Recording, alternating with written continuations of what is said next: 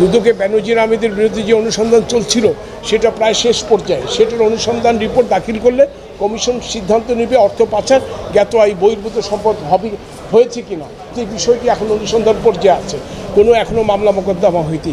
কাজেই গ্রেফতারের প্রশ্নটা আসে যখন মামলা হয়। সাংবাদিকদের প্রশ্ন ছিল, ব্যারিস্টার সুমনকে দেখামাত্র মারতে ছুটে আসেন ফেসবুকে এক ভিডিওতে। এই অভিযোগ এনেছেন ব্যারিস্টার সুমন।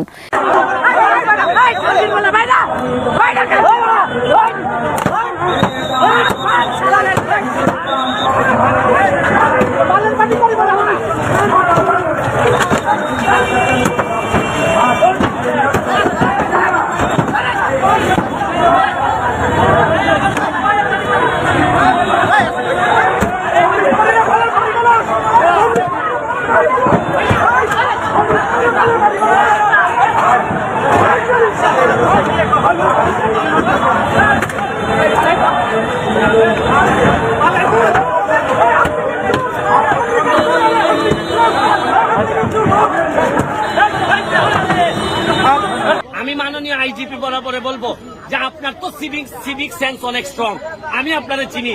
আপনি আপনার পুলিশ যারা এই ধরনের কাজ করে তাদেরকে কন্ট্রোল করেন, নাইলে কিন্তু অনেক বেশি দেরি হয়ে যাবে।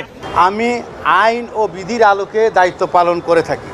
আইন ও বিধির আলোকে আইন শৃঙ্খলা রক্ষার জন্য যে দায়িত্ব পালন করা দরকার, যে চ্যালেঞ্জ আমার সামনে আসবে সেই চ্যালেঞ্জ আমার মোকাবেলা করতে হবে, এটা আমার আইনি দায়িত্ব। দেখেন, আপনারা যদি শাস্তি দেওয়া উচিত, আমার মনে হয় এদেরকে শুধু গ্রেফতারই নয়, এদেরকে গ্রেফতার করে সাধারণ জনগণের হাতে তুলে দেওয়া উচিত। সাধারণ জনগণ এদেরকে পিষ্ট করে রাস্তায় ফেলে পিষ্ট করে মারা উচিত। সুপ্রিয় দর্শক শ্রোতা, আসসালামু আলাইকুম। দেশ এবং প্রবাসে, দূরে এবং কাছে যে যেখান থেকে আমার এই ভিডিওটির সাথে সংযুক্ত হয়েছেন সকলকে আন্তরিক শুভেচ্ছা, অভিনন্দন। সুপ্রিয় দর্শক শ্রোতা, শুরু থেকে শিরোনাম দেখেছেন, এখন দেখাবো বিস্তারিত। দর্শক, আজকের এই ভিডিওটি দেখার জন্য যারা প্লে করেছেন সবাইকে অনুরোধ করব পুরো ভিডিও কন্টিনিউ করবেন, কারণ বিশেষ কিছু তথ্য আছে আজকের এই ভিডিওতে। প্রিয় দর্শক শ্রোতা, বেনজির আহমেদ বাংলাদেশের একজন সাবেক পুলিশ কর্মকর্তা এবং সাবেক পুলিশের আইজি সাহেব ছিলেন। তো উনি কিন্তু বাংলাদেশের এমন কোনো কাজ না করে নাই, এটা আপনারা ইতিমধ্যে দেখছেন, এবং নতুন কিছু তথ্য এসেছে যার জন্য আজকের এই ভিডিওটি করা। প্রিয় দর্শক শ্রোতা, এই বেনজির আহমেদকে নিয়ে অনেক দিন যাবৎ আলোড়ন সৃষ্টি করে এসেছে বাংলাদেশের, এবং দেশে এবং দেশের বাইরে সমস্ত জায়গায় একই অবস্থা, শুধু বেনজির আহমেদ আর বেনজির আহমেদ। কারণ এই লোকটা বাংলাদেশের যত টাকা পয়সা সবই একাই ভোগ করতে চেয়েছিল, যার জন্য সে হাজার হাজার বিঘে জায়গার সম্পদের মালিক হয়েছে। প্রিয় দর্শক, এই বেনজির আহমেদকে নিয়ে যখন আমাদের ব্যারিস্টার সুমন ভাই কথা বলছিল এবং দুদকে মামলা করেছিল দুদকের চেয়ারম্যানকে নিয়ে, তার বিপক্ষে কি হলো আজকের এই ভিডিওতে সেই কথাগুলোই আপনাদেরকে বলবো এবং কিছু ভিডিও আপনাদেরকে দেখাবো। তাহলে আপনারা বুঝতে পারবেন যে বেনজির আহমেদ কত বড় লোক এবং তার পাওয়ারফুল এখন পর্যন্ত কিরকমের আছে। দর্শক, এই বেনজির আহমেদ কিন্তু এখনো কিন্তু বাংলাদেশের সরকার প্রধান ধরতে পারে নাই, পুলিশ প্রধান এখনো কিন্তু তাকে ধরার চেষ্টাও করে নাই। প্রিয় দর্শক, শুধু দুদকই কথাবার্তা নিয়ে টানা আঁচড়া করতেছে, এবং ব্যারিস্টার সুমন ভাইকে এই দুদকের মামলা করেছিল বলে এবং মানহানিকর মামলা করেছিল দেখে ব্যারিস্টার সুমন ভাইকে কিন্তু তার গাড়ি ভাঙচুর করা হয়েছে। আপনারা ইতিমধ্যে ভিডিওতে দেখছেন। তা চলুন আগে সেই ভিডিও ক্লিপটা দেখি, তারপরে আপনাদের সাথে কিছু কথা বলবো এই ব্যারিস্টার সুমন ভাইকে কি করেছিল এবং বর্তমান কি করতে চলেছে। তা চলুন আমরা সেই ভিডিও ক্লিপটা দেখি, তারপরে ভিডিও শেষে কিছু গুরুত্বপূর্ণ আলোচনা করব, অবশ্যই সাথে থাকবেন। ব্যারিস্টার সুমনকে দেখামাত্র মারতে ছুটে আসেন ফেসবুকে এক ভিডিওতে। এই অভিযোগ এনেছেন ব্যারিস্টার সুমন।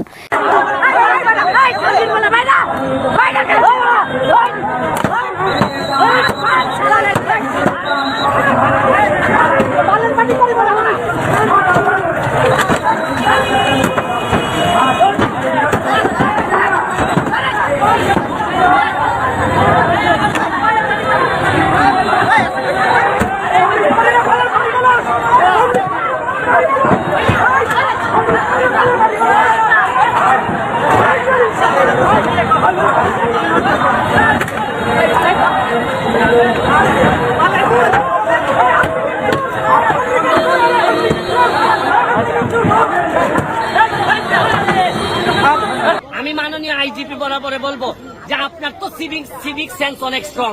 আমি আপনারা চিনি, আপনি আপনার পুলিশ যারা এই ধরনের কাজ করে তাদেরকে কন্ট্রোল করেন, নাইলে কিন্তু অনেক বেশি দেরি হয়ে যাবে। আমি আইন ও বিধির আলোকে দায়িত্ব পালন করে থাকি। আইন ও বিধির আলোকে আইন শৃঙ্খলা রক্ষার জন্য যে দায়িত্ব পালন করা দরকার, যে চ্যালেঞ্জ আমার সামনে আসবে, সেই চ্যালেঞ্জ আমার মোকাবেলা করতে হবে। এটা আমার আইনি দায়িত্ব। আমি আমার নিজের ছেলে মেয়ের লেগে যা চিন্তা করি, আমার সোনারঘাট মাধবপুরের প্রতিটা বাচ্চার লেগে আমার এই সেম চিন্তা। কারণ আমারে এমন একটা মানুষে আপনারা এত ভোট দিয়ে সম্মানিত করছেন, আরে সম্পদ তো লাগে না আমার জীবনে, আর যে ইজ্জত দিছেন সারা বাংলাদেশের মানুষ আমার ইজ্জত করে, এর চেয়ে বড় সম্পদ আমার জীবনে কি হইতে পারে? আপনারা এখন একটু সাহায্য করতা, ফুলা ভান্ডে পড়ালেখা করাইতা, ফুলা ভান্ডে পড়ালেখা করাইতা। আর আগামী যত নির্বাচন আইব, পরবর্তীতে সংসদ নির্বাচন আবার আইব, যতগুলা নির্বাচন আইব, উপজেলা, ইউনিয়ন, আপনার কাছে আমি আল্লাহর হস্তে চাই, অবশ্যই সৎ মানুষ, অবশ্যই কাজের মানুষ, অবশ্যই গাম পালাইতে পারে যে মানুষ, অবশ্যই যার ভিতরে মনে মানসিকতায় সে রাজনীতিটারে ইবাদত মনে করে এইরকম লোককে নেতা বানায়। যারাই আপনারা নেতা বানাইবে আমি আছি আপনাদের সাথে, তবে চেষ্টা করবো আপনারা ভালো লোককে নেতা বানায়। কারণ পুরা একটা সিস্টেম আমরা কাজ করতেছি, সাংবাদিকরা কাজ করতেছে।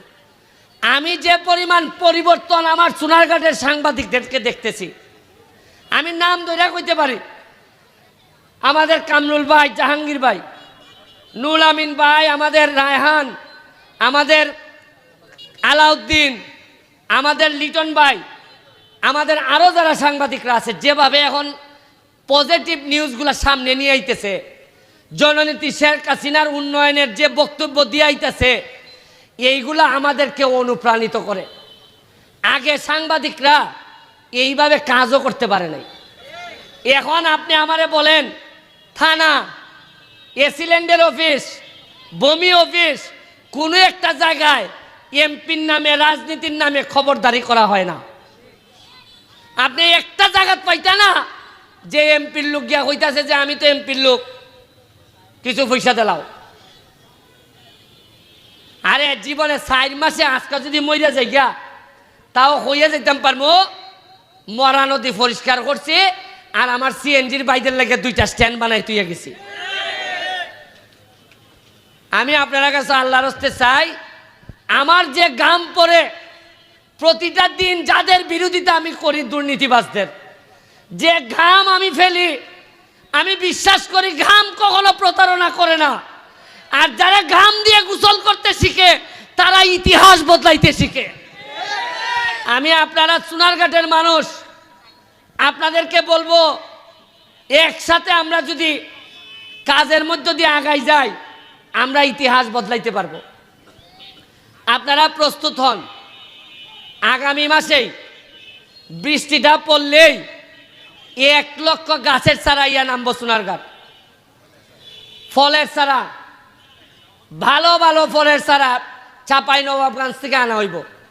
1 লাখ সোনারঘাট, 1 লাখ মাধবপুর। আমি কইসলাম নি যে এমন ভাবে সোনারঘাটে সাজাইয়ে তুলবো, এমন ভাবে ফল ফসারি দিয়ে তুলবো যে পুরি বিয়া দিতুই ভাইয়া সোনারঘাট, পুরি বিয়া দিতুই ভাইয়া সোনারঘাট। আপনারা ফলের লেগে রেডি হন। এই যে ধান কাটার যে হারভেস্টার মেশিন, খবর পাইলাম 10টা দিছে সোনারঘাটে আর মাধবপুরে। আমি কইলাম কেন আমরা 10টা পাইলাম কেন? কয় আমরা সময় পাইছি না স্যার, আপনি একটা তদবির করলে মনে হয় বেশি পাইতাম পারি। সকালবেলা ফোন দিছি, যিনি পিডি, যিনি এটা দেন, ফোন দেওয়ার পর ওনারে সালাম দেওয়ার পর উনি আমারে বললো আমি তো আপনার ফ্যান।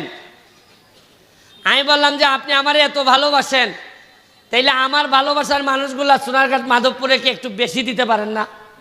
উনি সাথে সাথে আমারে 5টা বাড়াই দিল 15টা।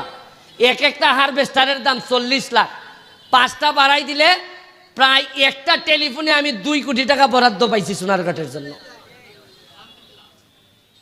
আপনি যে সুপ্রিয় দর্শক শ্রোতা, এতক্ষণে আপনারা যে ভিডিও ক্লিপটা দেখেছেন আশা করি হয়তো আপনাদের ভালো লেগেছে। আর যদি ভালো লেগে থাকে অবশ্যই আপনার মূল্যবান মতামত কমেন্ট বক্সে কমেন্ট করে জানাবেন। প্রিয় দর্শক, আপনি যদি বাংলাদেশের একজন সুনাগরিক হয়ে থাকেন অবশ্যই আজকের এই ভিডিওটি আপনাদের অবশ্যই গুরুত্বপূর্ণভাবে দেখবেন এবং কিছু বিশেষ বিশেষ তথ্য আছে ভিডিওর শেষ অংশে, অবশ্যই পুরো ভিডিওটি কন্টিনিউ করবেন। দর্শক, এখন আপনাদেরকে আরো একটি ভিডিও ক্লিপ দেখাবো। ইতিমধ্যে আপনারা শিরোনামে দেখেছেন, সেই ভিডিও ক্লিপটা আপনাদেরকে এখন দেখাবো। উনি বলতেছে এই ভিডিওতে যে বেনজির আহমেদকে যে দুর্নীতি করেছে, সাধারণ একজন পকেটমার যেভাবে দুর্নীতি করলে আমরা যেমন গণধোলাই দিই পাবলিকরা ধরে, এবং বেনজির সাহেব কিন্তু লক্ষ লক্ষ কোটি টাকা, হাজার হাজার কোটি টাকা সে যখন লুটপাট করেছে দেশের থেকে, দেশের টাকা বিদেশে পাচার করেছে, সে তো হচ্ছে বাংলাদেশের শীর্ষস্থানের বড় চোর। তো তাকে কি ধরনের শাস্তি দেওয়া যায়? তা উনি বলতেছে যে বাংলাদেশের এমন কিছু আইন আছে যে আইনের বাইরে এনাকে সাজা দিয়ে হবে, সেটা হচ্ছে বাংলাদেশের সাধারণ জনগণের কাছে ওনাকে ছেড়ে দিয়ে হবে, তাহলে সাধারণ জনগণের যত খায়েশ আছে ওনার উপর দিয়ে উঠবে। প্রিয় দর্শক, এই যদি হয় আমাদের বাংলাদেশের জনবলের অবস্থা, তাহলে বিচার ব্যবস্থা কি হবে? তা চলুন আমরা সেই ভিডিও ক্লিপটা দেখি। ভিডিওর শেষ অংশে খুবই গুরুত্বপূর্ণ কথা আছে, অবশ্যই ভিডিওর শেষ অংশের কথাগুলো শুনে যাবেন। তা চলুন আমরা সেই গুরুত্বপূর্ণ ভিডিওটি দেখি।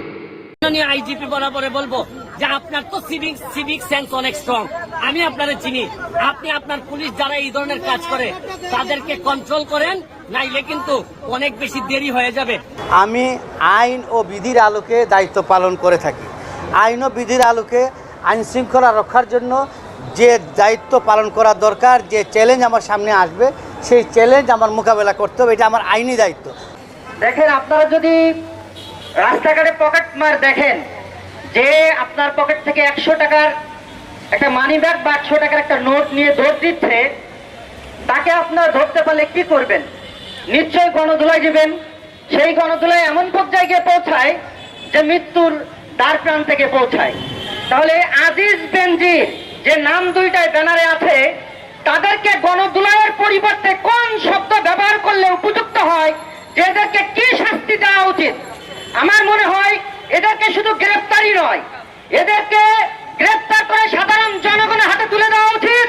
সাধারণ জনগণ এদেরকে পিষ্ট করে রাস্তায় ফেলে পিষ্ট করে মারা উচিত। শুধু আজিজ বেনজির নয়, বাংলাদেশের এই আজিজ বেনজির, এই বড় বড় হুতাদের হুতা যারা এদের পৃষ্ঠপোষক, বাংলাদেশের ক্ষমতাসীন চেয়ারে বসে যারা এদেরকে দুর্নীতি করাচ্ছে, সেই ক্ষমতাসীন চেয়ারে তাদের যারা বসে আছে তাদেরকে টেনে হিসেবে রাস্তায় নামাতে হবে। সংগ্রামী বন্ধুগণ, এই দুর্নীতির পর্যায়ে এমন যে পৌঁছাছে, আপনারা জানেন গত মাস থেকে শুরু করে প্রত্যেকটি টিভি চ্যানেল, পত্র পত্রিকায় যেমন সিরিয়াল ধারাবাহিক নাটক শুরু হয়, সিরিয়াল শুরু হয়েছে বেনজির, আজিজ, এদের কোথায় কোন সম্পত্তি, কোথায় কোন ব্যাংক, কোথায় কোন টাকা, এই সকল সিরিয়াল কিন্তু সংবাদ এবং পত্র পত্রিকায় সিরিয়াল ধরে দেখানো শুরু হয়েছে। তারপরে আমরা দেখছি এদের গ্রেফতারের কোনো খোঁজ নাই। এদের গ্রেফতার করলে কি হবে এই সরকার ভালোই জানে, কারণ এই সরকারই তো তাদের প্রধান পৃষ্ঠপোষক। পত্রিকা পড়লে দেখি সেই গোপালগঞ্জ সদরে 1400 বিঘি সম্পত্তি বেনজিরের নামে, বাংলাদেশের বিভিন্ন জেলায় 200 বিঘি, 200 বিঘি, 150 বিঘে, 85 বিঘে, 73 বিঘি, এভাবে 2500 বিঘা সম্পত্তির একক মালিক হলো এই বেনজির। এই বেনজির আহমেদের ব্যক্তিগত চিকিৎসক, তার নামেও নাকি 273 বিঘি সম্পত্তি। লজ্জা হয়, ঘৃণা হয় বাংলাদেশে বসবাস করতে। স্বাধীন বাংলাদেশ এটাই স্বীকৃতি করতে এখন ঘৃণাবোধ করি। আসুন বাংলাদেশের সাধারণ মানুষকে আহ্বান জানাই, আমাদের সাথে রাস্তায় নামুন, এখনো সময় আছে। এই হোতাদের যদি আমরা চেন টেনে না ধরতে পারি, আপনার আমার জমি জায়গা এমনকি কিডনি বিক্রি করে আমাদের জীবন জীবিকা নির্বাহ করা লাগবে। আর তা না হলে এই সরকার এমনিতে আমাদের